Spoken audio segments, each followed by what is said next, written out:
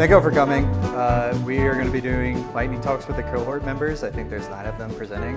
This is just a way for them to kind of wrap up what they've done here during the program and over the course of it and talk about things they're excited about.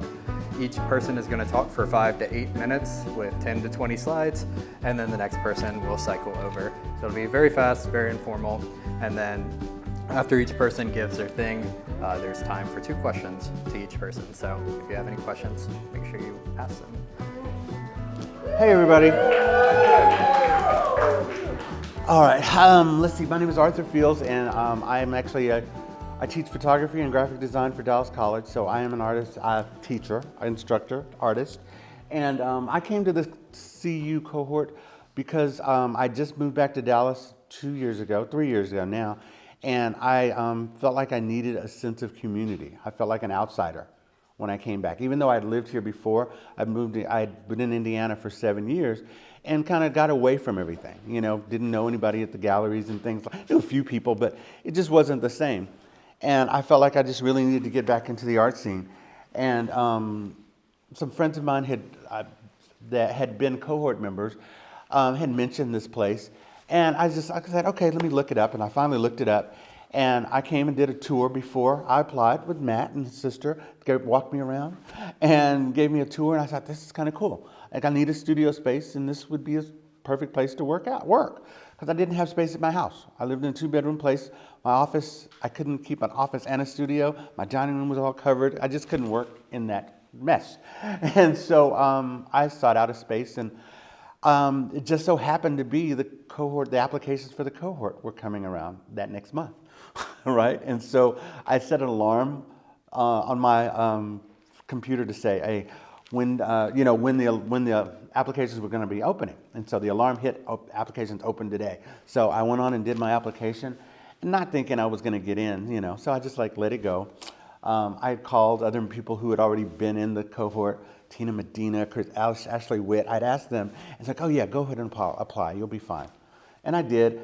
And I ended up getting in, and I was really shocked, but I was really pleasantly surprised because it's been, in my application I stated that it was about getting a sense of community, and that's what this place has been about for me. That's kind of my word. Well, I have actually 2 words, community, like Asandra was saying, but then my other word was play. I needed a place to experiment and play. And this is the place where I experimented and played. This is the work that I kind of put in on my application, and I started with. I'm a photographer, but I do non-traditional, non-camera work. So I use light and plants and old photographic paper and materials to create work. And so this was some of the work that I used, part of the work that I used to apply. And these flowers for Lois, these are lumen prints. And so what I did is I came in as, those of you, when they first came in, they're like, who is this person who built this canopy over his over his studio, right? Why is he coming here trying to turn off the lights and things like that? I needed a space that would work with photographic processes. And so that was part of my thing. So I came in and made up a little dark room.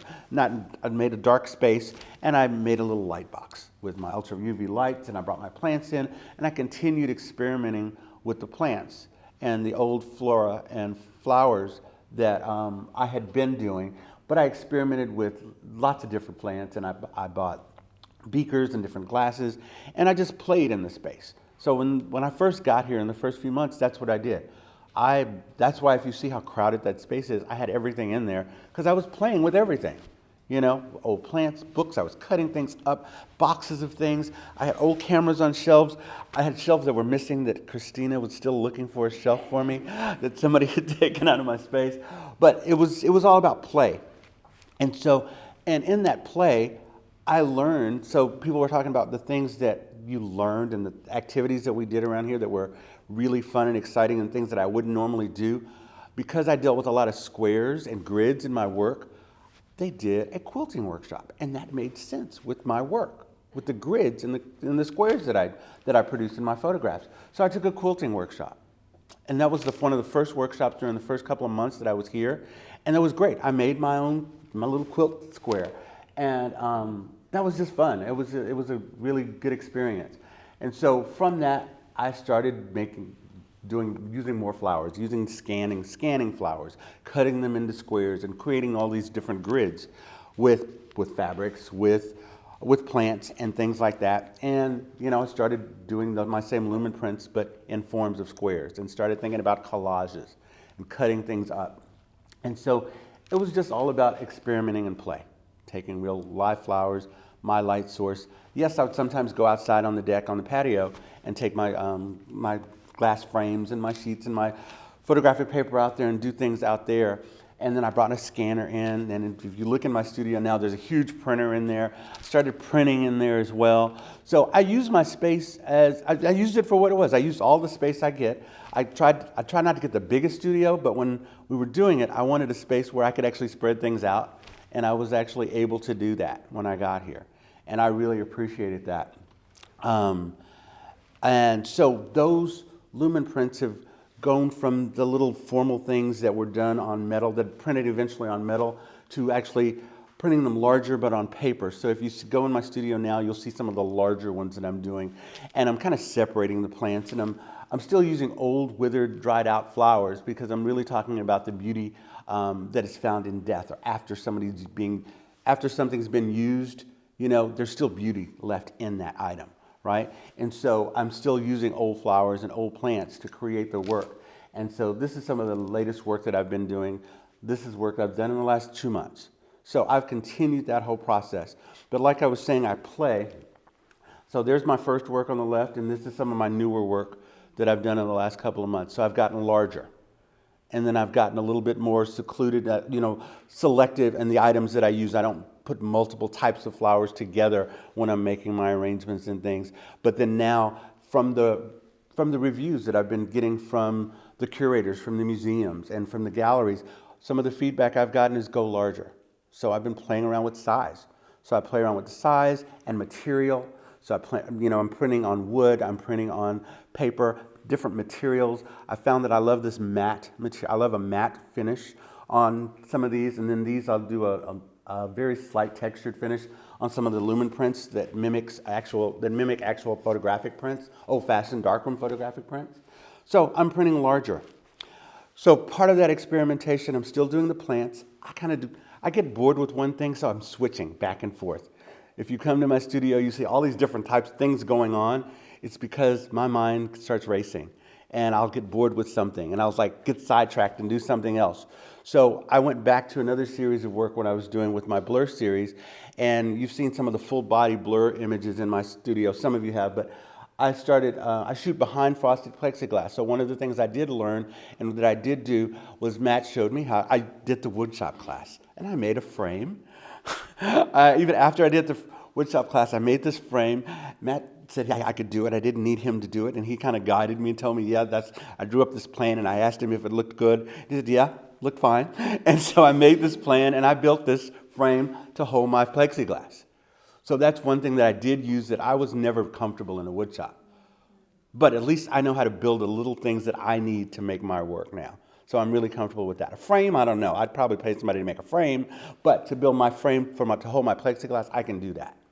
And so I did that. And so there's an experiment, my first frame that I built while I was here, and some of the work that I did with my Blur See Me portrait series, where I'm shooting through frosted plexiglass. And so that's some work that I kind of developed since I've been in the studio, since I've been here. So it's just been play for me, and experimentation.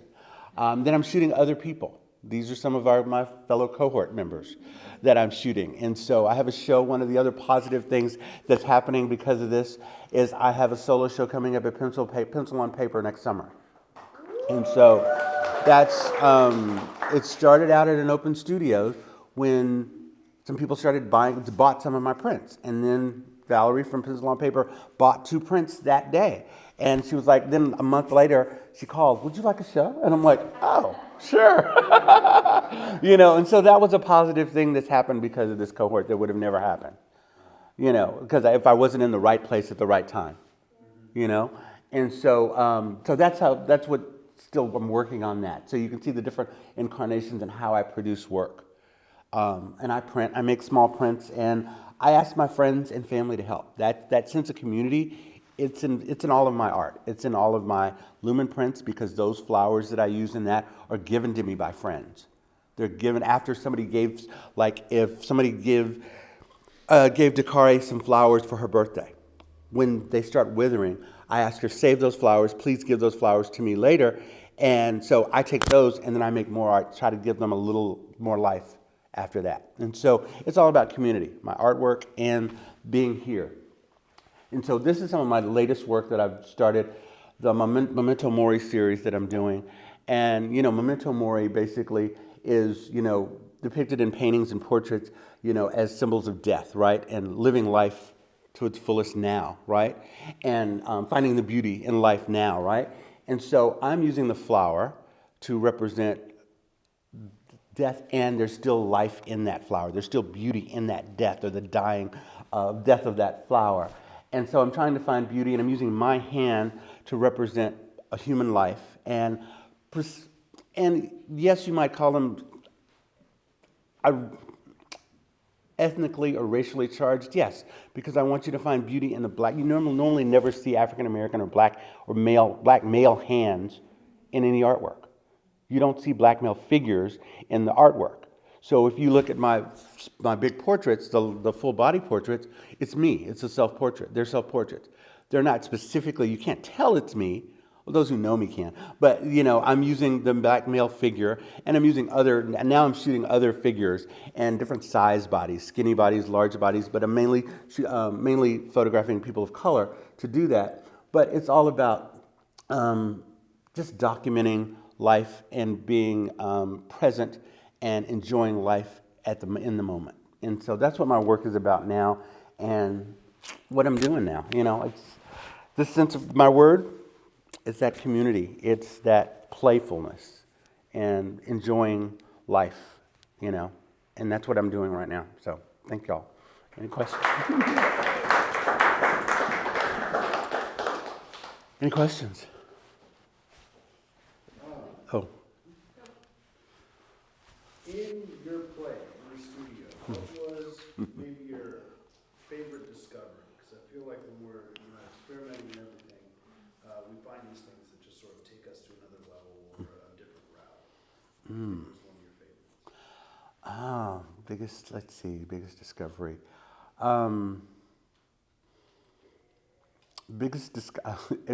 It was probably a failure was my biggest discovery.